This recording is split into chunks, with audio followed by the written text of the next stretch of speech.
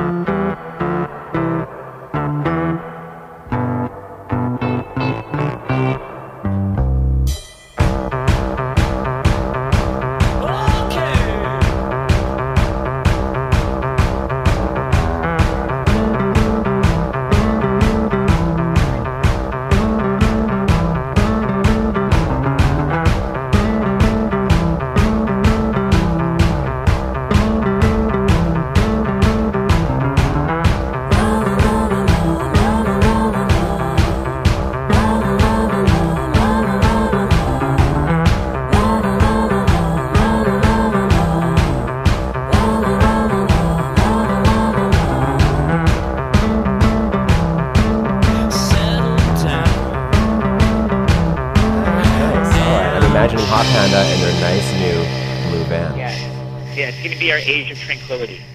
Excellent, excellent. All right. Yeah. Well, welcome to the interview show. This is Scott Wood, your host, and today I've got Chris Connolly from the band Hot Panda on the line. Hi, Chris. Hey, how's it going? I'm doing great. Now, your band is named after a restaurant, so if I take a trip to Edmonton, what should I eat at that restaurant? I would not go to that restaurant if I went to Edmonton. It's Panda Express. It's not very good. It's fast food, Chinese food. And we were just joking because that was one of the disgusting dishes that we thought might get served at that restaurant would be the Hot Panda. So we were either going to be Hot Panda or Szechuan Panda. But Hot Panda, I think, lent itself to a more imaginative thinking. Yeah, Hot Panda's way better. Good choice. Yeah, because you can take it a lot of ways, you know? Definitely. Or at least 3 that I can think of. On a related note, I've read that Black Dog, which is a bar in Edmonton as well, you can order a Hot Panda. So if you and I sat down and we ordered one of those, what am I going to be drinking? Oh, man, I don't...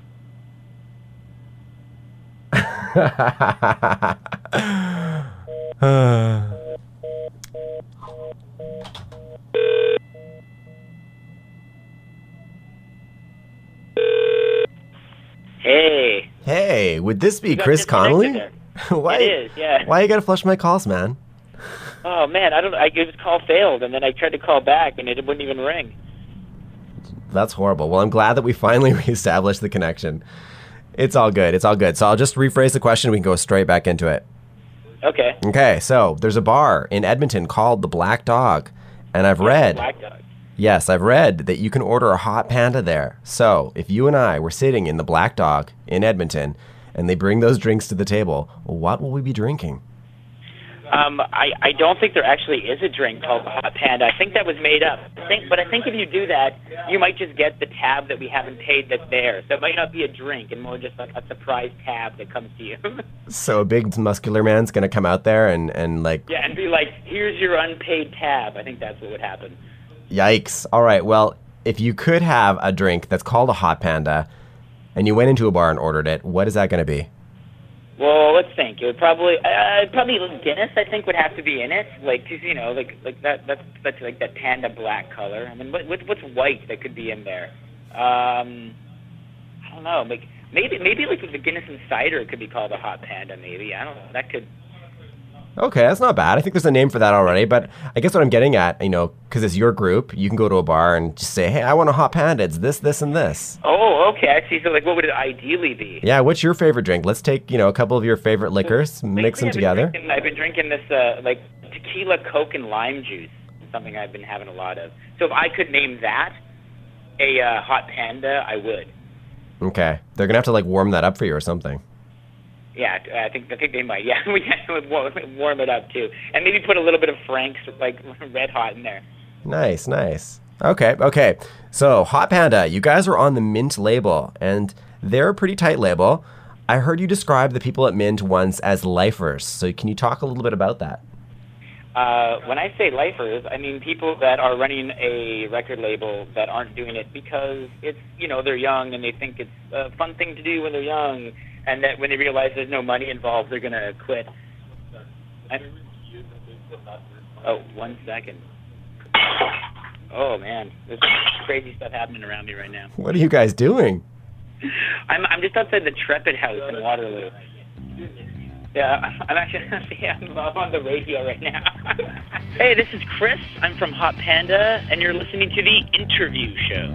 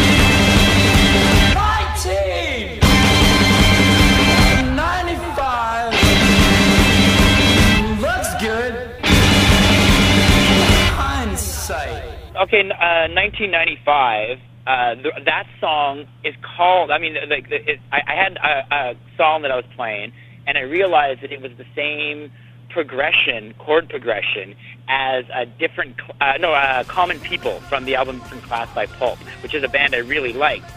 And then I noticed that was it, and I was like, well, that song is a song that I really liked in 1995 when that record came out, so I thought I was going to call it 1995, and then made the lyrics about stuff that I was doing in 1995, which was, having a beer in a parking lot of a school and hanging out with girls that didn't want anything to do with me, and so that's kind of where that came from. Hey, this is Chris. I'm from Hot Panda, and you're listening to The Interview Show. Oh, 1 second. Oh, man. There's crazy stuff happening around me right now. What are you guys doing? I'm just outside the Trepid House in Waterloo. Yeah, I'm actually I'm on the radio right now. They say hi from the Trepid House in Waterloo. What, are they throwing beer bottles at you? They're throwing out beer bottles from a party last night. Oh, nice. Oh, man, what were we saying? You were talking about Mint being lifers. Oh yeah, the fact that they're going to keep doing this even when they realize that there might not be that much money made in running an independent record label. It's just something that they've done for so long, and they're probably going to keep doing. There's a lot of labels that are that might get some initial success that are run by kind of young people that I feel that if things ever turned bad, they could fold really quick, and I don't get that impression with Mint. I think they're in it for the long haul, because they have been. So now is Chris Connolly, is he a lifer? Am I a lifer? Oh, man, I think I'm a lifer in a certain thing. I may not be a lifer for one particular project, but I always be doing music and doing things that are creative. So, yeah, I'm a lifer, man. Excellent. All right. Here comes the skill testing part of the interview. Are you ready? Okay. Okay, I'm going to throw 3 guys who are on the Mint label at you. Yeah. Okay, and I'm going to ask you, A, what have you learned from them, or what could you learn from them? Yeah. And B, there's going to be 3 of them, and you got to pick one of them to kill, one of them to bunk, and one of them to marry. What was the second one? Bunk. I'm using that as a substitute word. B-U-N-K, as in sleep with. Oh, okay. I thought it was some kind of thing that the kids were doing nowadays. I was like, whoa, I don't know what funking somebody is. Okay. So first we got Shane from The Awkward Stage. Yes. Then we got Paul from Young and Sexy. Okay. And then we got Becky from the Pack A.D. Okay, well, I think I just found the funk on that last one. Nice. What were the other ones? What were the other things you wanted to know? Well, because everybody on the Mint label, let's assume that they're lifers, what could you learn from them? Because you're fairly new to the game. You're like 2 albums in. That's true. Well, I think Shane, I've never heard anybody do stage banter as good as he does. He has the funniest stage banter I've ever seen. I like The Awkward Stage and all, but man, that guy should be a comedian. He's hilarious. So I think I could learn how to do stage banter a bit better from him. Second person was Paul. Yep. What can I learn from Paul? I don't know, but he's the one I know the least out of all those people. I could learn how to look like A.C. Newman better. Have you ever noticed that Paul looks a lot like A.C. Newman? He does a little bit. He does. I'd actually confused them before. I've been like, is that Carl Newman? And then I'm like, no, it's Paul. And so I made that mistake a few times. Ironically, their music gets compared a lot as well. I know, they sound like them too, and he looks like them. It's weird. I think I have maybe he's planning to kill Carl Newman and replace him. Maybe. Yikes. All right, so the last one, of course, is going to be Becky from Pack A.D. Oh, Becky, I could learn how to I could learn how to be like a rock star from Becky. I've never seen anybody she tours so hard and still parties pretty hard, and she lives like I don't know, pretty extreme. She's the closest thing to a rock chick that I know. So I can learn how to be, I think, a better I don't know. I'm pretty couple drinks to bed early kind of guy. So I think I could learn how to rock a bit harder from her. Sweet. Now you got to pick which one you're gonna do. So what are my things again? What do I have to pick? It's kill, bunk, or marry. Who would I kill out of those? That's harsh. Oh man, I don't know. I don't want to kill any of these people. Well, let's say put into a reversible coma. Into a reversible coma. So I don't know. I'm gonna go with Shane. Okay, so he's out of action for a while. Yeah, he's out of action. I'm gonna pick him. And now you got to bed one and marry the other. I have to. What's the other one? Bang one. And then marry the other one. Marry the other one. Yeah. Oh man. Oh, this is a hard one. I'm gonna take Funk with Becky, and I'm gonna take Mary with Paul. Nice. Just because, I know him the least, so then we would have, the rest of our lives to get to know each other better. Hey, this is Chris. I'm from Hot Panda, and you're listening to The Interview Show. Everyone's watching and trying to figure you out. Lay down in bed and imagine the shape of your mouth. I got you in mind and I got you right in my hand. I can't grow a beard, but I'm learning to act like a man.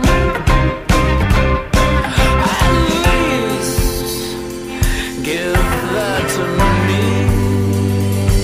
Right!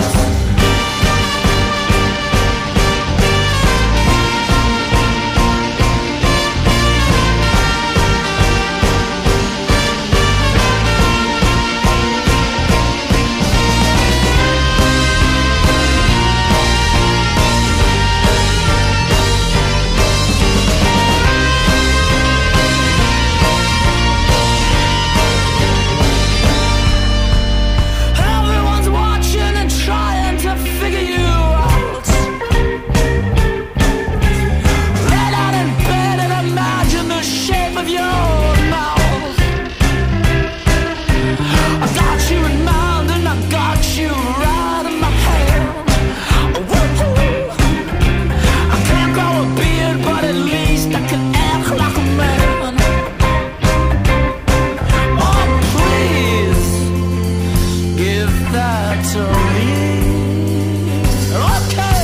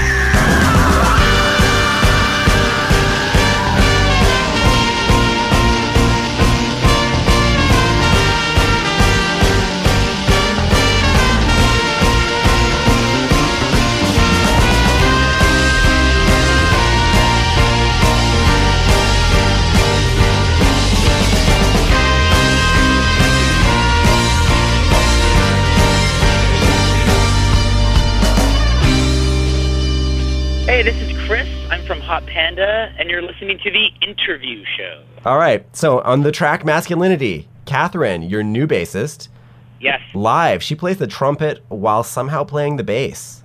Yeah, she plays trumpet and bass at the same time. Is she a miracle find or what? What's that? Is she a miracle find? She's new to the band, right? Yeah, she's a total miracle. She's like the best at everything, and she kind of was like available, and so we got her to join. So can you talk a little bit about the song? About masculinity? Yes, please. Yeah, totally. It's a song about masculinity, about how it's viewed, about being a man and being a tough guy, and yeah, that's kind of what the song's about. Okay, well, poking fun at that a bit, poking fun of the idea of what it is to be masculine. Well, that's kind of a neat issue, especially for guys that are in the arts, because, you're going against a lot of the stereotypes of what it is to be a man. Yeah, that's true. Yeah, and there's a lot of that in that song. A lot of trying to be a man in a non-conventional, non-stereotypical, manly, masculine kind of way. Nice. So now on tour, I read you're on tour right now. Yes. So I was watching an interview with you today on YouTube where you said that the first thing that you're going to do when you get back from your tour is... Do you want me to answer this? Yeah, please. I bet I said take a bath. No. You were like, you nearly interrupted the guy and you were like, I'm going to have sex. Oh man. Yeah, I must have. Yeah, I don't know. I say some things sometimes that I'm not the most proud of. I don't even remember saying that, but... The only reason I bring it up is because you were so excited and you started to jump up and down. That was... Where was this interview? When did I do this interview? I don't even remember it. I think you were in Halifax. You guys were talking about Halifax a lot. Anyways, you were like... Oh, yeah, that was... Oh, I do know that one. Yeah, that we had just played a show, though, and I think I still had that after-show energy running through me, you know, that post-show high you get. I still had that going, so... Nice. I assumed I failed at that goal. I'm pretty sure I did. Really? I feel bad for you because you were so excited. What I was going to ask... I know. Well, the downside, it was eventually disappointed. Oh, well, actually, even with that, it was a tricky thing, too, because it's like, my girlfriend lives in Toronto, and I live in Edmonton, and the band is on tour a lot, so there's a lot of juggling going on. Because you look so excited. Anyways, I'm going to let that one go. Okay. At the end of the show, I love to have the guest pick a track off the record and talk a little bit about it as I bring up the music. I don't even remember that. What about Fuck Shit Up's a good one to bring up. That one was that one was actually the first song that we wrote when Catherine came into the band, and we started just like jamming out, kind of like this hip hoppy kind of song. And as soon as we were done playing it, when we were just jamming, as soon as we like jammed it for a bit, we all just started laughing, and we were all like, "This is too ridiculous, I think, to actually have as being a song." And then we kept playing it, and then we're like, "Wait a minute, it's actually the perfect song." And so it went from being this joke that we didn't think would possibly ever see the light of day to becoming like our favorite thing to play. Hey, this is Chris. I'm from Hot Panda, and you're listening to The Interview Show.